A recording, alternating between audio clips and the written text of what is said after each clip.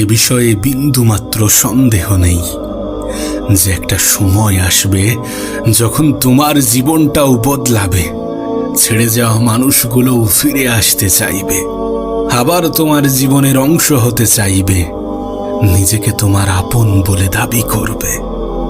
কিন্তু যারা একবার ছেড়ে গিয়েছে তাদেরকে ভুলেও অ্যাকসেপ্ট করো না, তাদেরকে ভুলেও দ্বিতীয় সুযোগটা দিও না।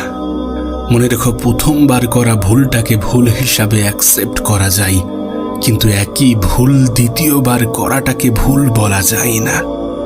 কারণ দ্বিতীয়বার করা কোনো ভুল সেটা অনিচ্ছাকৃত হয় না। আর যে বা যারা তোমাকে একবার ছেড়ে চলে গিয়েছে, এর কি গ্যারান্টি আছে যে দ্বিতীয়বার যাবে না? তোমার কাছে অনুরোধ করব, যারা তোমাকে কষ্ট দিয়েছে তাদেরকে দ্বিতীয়বার কষ্ট দেওয়ার সুযোগ করে দিও না। যে বা যারা তোমাকে ঠকিয়েছে তাদেরকে দ্বিতীয়বার ঠকানোর সুযোগ করে দিও না। একটা কথা মনে রেখো, যে ব্যক্তি অন্যের দুঃখ কষ্টকে উপলব্ধি করতে পারে সে কখনো কারো কষ্টের কারণ হতে পারে না। আর এটাই তো অনেক কিছু ব্যাখ্যা করে, এটাই তো অনেক কিছুর প্রমাণ দেয়। আসলে যারা তোমাকে কষ্ট দেয়, যারা তোমাকে ছেড়ে চলে যেতে চায়, তাদেরকে যেতে দাও। তারা হয়তোবা এটা বোঝে না যে তার অনুপস্থিতিতে তোমার কোনো যায় আসে না।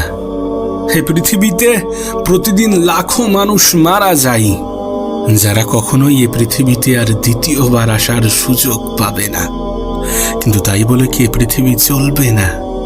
এ পৃথিবী নিজের গতিতেই চলবে, কারোর আসা কারোর যাওয়াই কোনো যায় আসে না।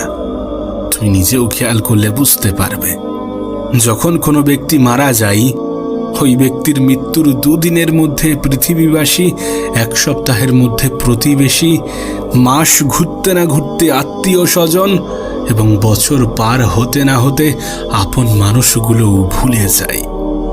আর আমি মনে করি ভুলে যাওয়াটাই পৃথিবীর সব থেকে সুন্দরতম অভ্যাস। সৃষ্টিকর্তা এই জন্যেই হয়তোবা আমাদেরকে এমনভাবেই তৈরি করেছেন, কারণ একজন মানুষ এতগুলো স্মৃতি নিয়ে বাঁচতে পারে না, এক স্মৃতি মনে করে বারবার কাঁদতে পারে না। আমি তো বলবো, ভুলে যাও। যারা তোমাকে ছেড়ে চলে যেতে চাই তাদেরকে যেতে দাও। তাদের থাকাই না থাকাই তোমার কোনো যায় আসে না। অতীতকে মনে করে নিজেকে কষ্ট দিও না, ভবিষ্যতের কথা ভাবো, বর্তমানকে নিয়ে বেঁচে থাকো। অতীত কখনো পাল্টানো যাবে না, আর অতীতটা সর্বদা অতীত, এটা কখনো ভবিষ্যৎ হবে না। তাই ভুলে যাও, ভুলে যাও তাদেরকে যাদের তোমার অনুপস্থিতিতে যায় আসে না। তাদের অনুপস্থিতিতেও তোমার কোনো যায় আসা উচিত নয়। আসলে যারা তোমাকে আমাকে কষ্ট দিয়েছে বা দিতে চাই, তারা হয়তোবা জানে না যে অন্যকে কষ্ট দিয়ে কখনো সুখে থাকা যায় না, কখনো ভালো থাকা যায় না। তারা হয়তোবা জানে না যে এটার গ্যারান্টি উপরওয়ালাও দেয় না যে তুমি কারো কষ্টের কারণ হবে আর কেউ তোমার কষ্টের কারণ হবে না। এটার গ্যারান্টি স্বয়ং সৃষ্টিকর্তাও দেয় না, তারা হয়তোবা এটা জানে না। তোমার কাছে অনুরোধ করব, কাউকে অতিরিক্ত সম্মান দিতে যেও না, তাহলে একটা সময় পরে নিজের সম্মানটাই হারিয়ে যাবে। তাকে ততটাই সম্মান দাও, তাকে ততটাই গুরুত্ব দাও যে যতটা সম্মান পাওয়ার যোগ্যতা রাখে, যে যতটা গুরুত্ব পাওয়ার যোগ্যতা রাখে।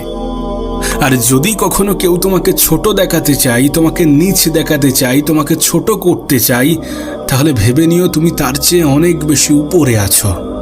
কারণ পিছন থেকে টেনে ধরা মানুষগুলো পিছনে আছে বলেই তোমাকে পিছন থেকে টানতে পারছে। সুতরাং যখন কেউ তোমাকে ছোট করতে চাই, তখন ভেবে নিও যে তুমি তার চেয়ে অনেক বেশি উপরে আছো, অনেক বেশি এগিয়ে আছো।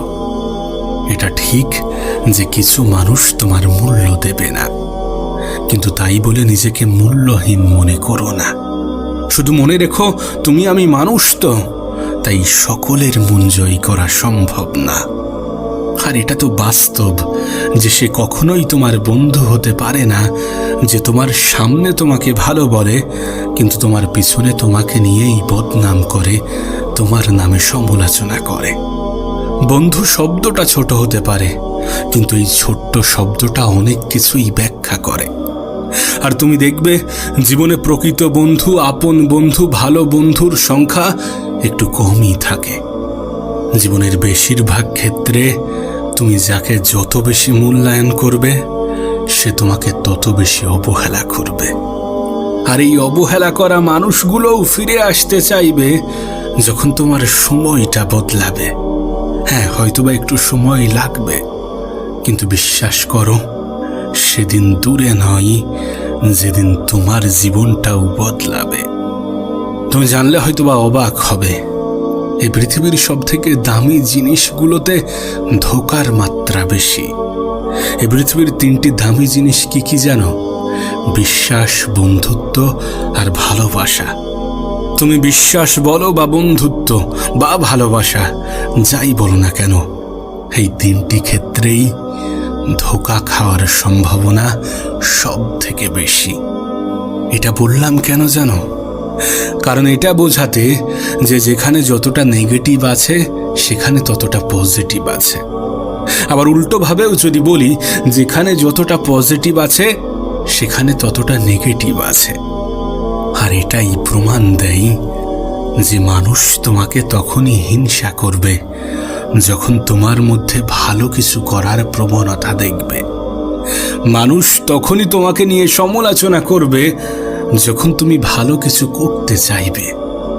আর এটা জানার পরেও যদি তুমি তোমার যোগ্যতার উপরে সন্দেহ করো, তাহলে এটা তোমার সিদ্ধান্ত।